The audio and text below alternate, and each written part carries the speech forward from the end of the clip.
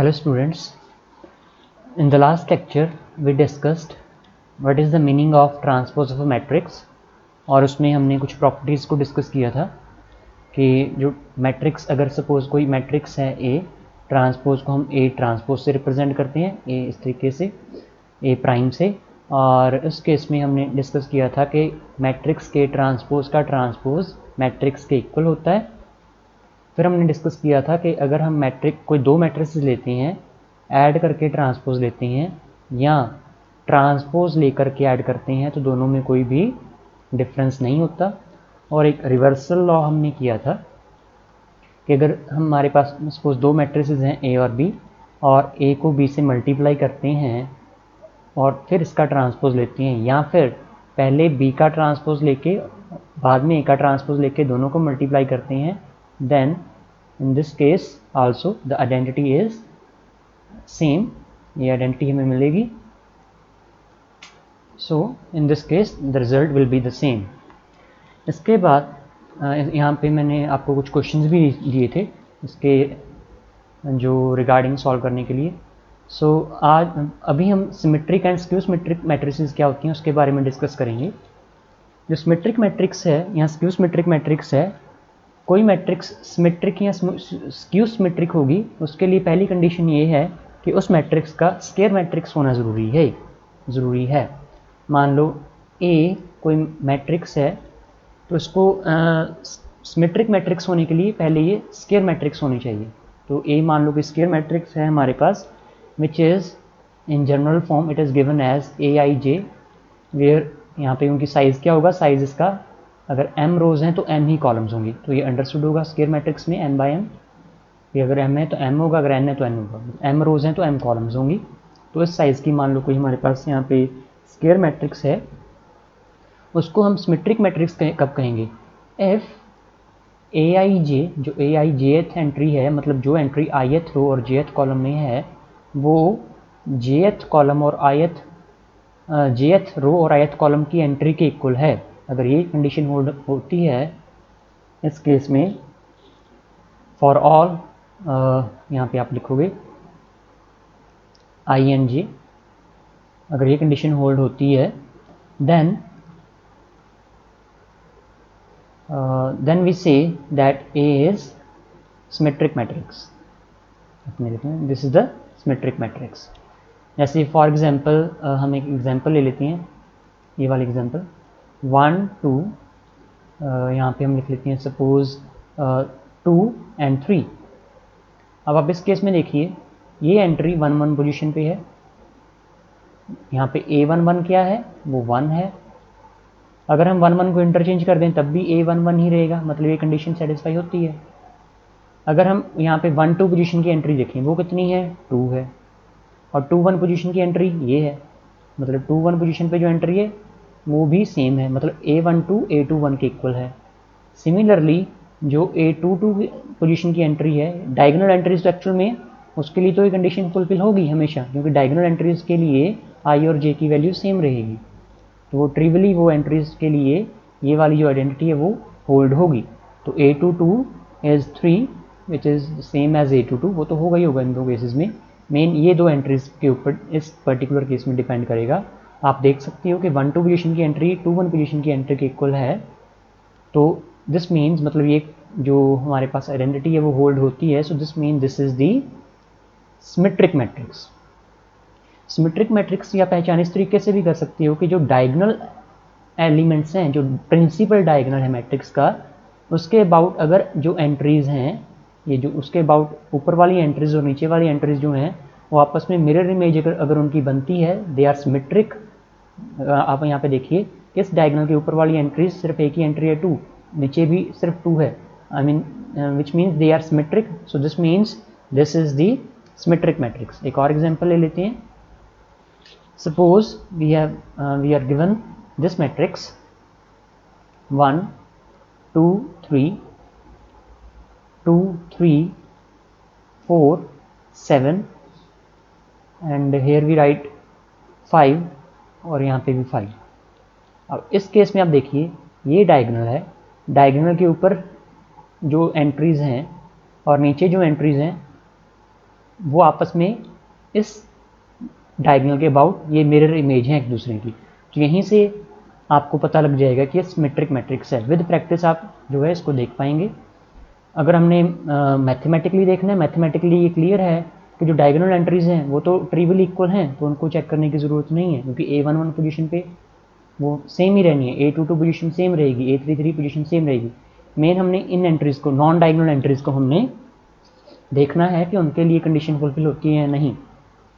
तो A12 position की entry ये है इस केस में, A12 पोजीशन की entry which is 2 is equal to A21 की पोजीशन वाली एंट्री जो है। Similarly A13 position, A31 position same है, A23 पोजीशन और A32 पोजीशन सेम है। सो इस केस में ये जो आइडेंटिटी है Aij is equal to Abi वाली आइडेंटिटी वो फुलफिल होती है। So this mean this is also the symmetric matrix. So this is the basic condition. यहाँ जो दूसरी कंडीशन है, अल्टरनेटिवली हम कैसे देख सकते हैं कि कोई मैट्रिक्स सिमेट्रिक मैट्रिक्स है या नहीं। अल्टरनेटिवली जो नेसेसरी एंड सफिशिएंट कंडीशन है इस मैट्रिक्स की, स्केयर मैट्रिक्स के सिमेट्रिक होने की, वो ये कंडीशन है कि कोई मैट्रिक्स ए है, a matrix square matrix A is symmetric होगी इफ एंड ओनली इफ जो ए का ट्रांसपोज है वो ए के इक्वल होना चाहिए। अगर ए का ट्रांसपोज ए के इक्वल है किसी स्केयर मैट्रिक्स के केस में तो वो सिमेट्रिक है। या जब भी कोई मैट्रिक्स है स्केयर मैट्रिक्स जो सिमेट्रिक है तो इस केस में ये चीज़ होल्ड होनी ही होनी। तो अगर आपने चेक करना है कि क्या ये जो स्केयर मैट्रिक्स है वो सिमेट्रिक है या नहीं, तो आप इस केस में इसका जब ट्रांसपोज लोगे, ट्रांसपोज लेने में क्या आएगा, ये जो पहली रो है वो पहली कॉलम बनेगी, सेकंड रो सेकंड कॉलम बनेगी और थर्ड रो बनेगी।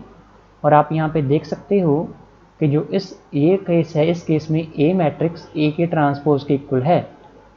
It is very easy to cross check, क्योंकि जो कॉरस्पॉन्डिंग एंट्रीज हैं, पहली बात तो साइज सेम है, दूसरी बात जो कॉरस्पॉन्डिंग एंट्रीज हैं वो भी सेम है। तो दिस मीन्स ए ट्रांसपोज के इक्वल है, तो it means A is the symmetric matrix. अगर हमने अब एक और एग्जांपल ले लेते हैं, सपोज ये मैट्रिक्स है 1 2 3 3, ये मैट्रिक्स हमने ली है। क्या ये मैट्रिक्स सिमेट्रिक मैट्रिक्स है? एक तो हम इस तरीके से भी देख सकते हैं कि जो 1 2 पोजीशन पे एंट्री है, यहाँ पे A12 क्या है, A12 3 है, A21 पोजीशन की एंट्री कितनी है, वो 2 है। So in this case A21 के इक्वल नहीं है, सो दिस मीन्स ये मैट्रिक्स सिमेट्रिक मैट्रिक्स नहीं है। अल्टरनेटिवली अगर आपने देखना है तो आप ट्रांसपोज ले सकते हैं, ट्रांसपोज लेके we will get this matrix. And clearly in this case A जो है वो ए के ट्रांसपोज के इक्वल नहीं है, क्योंकि जो कॉरस्पॉन्डिंग एंट्रीज हैं, ये जो 1 2 पोजीशन की एंट्री है यहाँ पे 3 है, यहाँ पे 2 है। या फिर आप ये भी देख सकते हो कि यहाँ पे जो 2 1 पोजीशन की एंट्री है वो यहाँ पे 2 है, यहाँ पे 3 है। सो दिस मीन्स ये आपस में इक्वल नहीं है। So this implies that in this case A is not symmetric matrix. आगे हम डेफिनेशन करते हैं स्क्यू सिमेट्रिक मैट्रिक्स की। तो कोई मैट्रिक्स है वो स्क्यू सिमेट्रिक मैट्रिक्स कब होती है? तो स्क्यू सिमेट्रिक मैट्रिक्स होने के लिए जो पहली कंडीशन है किसी भी मैट्रिक्स की, स्क्यू सिमेट्रिक मैट्रिक्स तब कहेंगे, पहली बात वो स्केयर मैट्रिक्स होनी चाहिए। इस केस में भी मैट्रिक्स का स्केयर मैट्रिक्स होना ज़रूरी है। तो कोई मैट्रिक्स ए हम लेते हैं जनरल फॉर्म में Aij, यहाँ पे इसका ऑर्डर जो है वो n/m सपोज इसका ऑर्डर है, स्केयर मैट्रिक्स है। तो ये स्क्यू सिमेट्रिक मैट्रिक्स कब होगी? If Aij is equal to Aj with negative sign for all i and j। अगर ये कंडीशन होल्ड होती है तो उस केस में we will say that the matrix is skew symmetric matrix. और इस केस में आप ये नोटिस कर सकते हो कि जिस केस में if i is equal to j, जिस केस में i j के इक्वल है, और हमें पता है कि i j के इक्वल कब होगा, जब डायगोनल एंट्रीज हैं, मतलब 1 1 पोजीशन पे, 2 2 पोजीशन पे, 3 3 पोजीशन पे, जब i j के इक्वल होगा तो उस केस में Aij विल बी Aii या Ajj will be, so this means Aii in that case we will have Aii, क्योंकि Ji से रिप्लेस हो जाएगा तो यहाँ पे भी Aii आ जाएगा। So which means 2 times A I I is equal to 0। अब 2 टाइम्स ए आई आई 0 है, सो दिस इम्प्लाइज दैट, क्योंकि 2 तो 0 नहीं है, सो दिस मीन्स 2 0 नहीं हो सकता, this means A I I is equal to 0।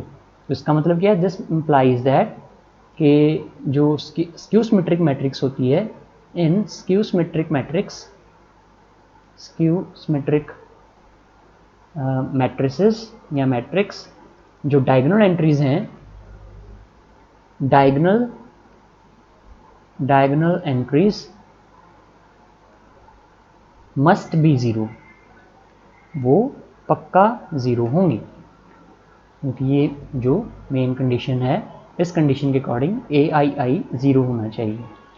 तो अगर कोई मैट्रिक्स है, अगर उसमें डायगोनल एंट्रीज 0 नहीं है, तो वो स्क्यू सिमेट्रिक मैट्रिक्स नहीं हो सकती। कोई अगर स्क्वायर मैट्रिक्स जिसमें डायगोनल एंट्री 0 नहीं है। तो एक एग्जांपल ले लेते हैं, यहाँ पे एग्जांपल से हम चेक कर लेते हैं। सपोज ये कोई मैट्रिक्स है ए 1 2 3 -3, ये मैट्रिक्स है।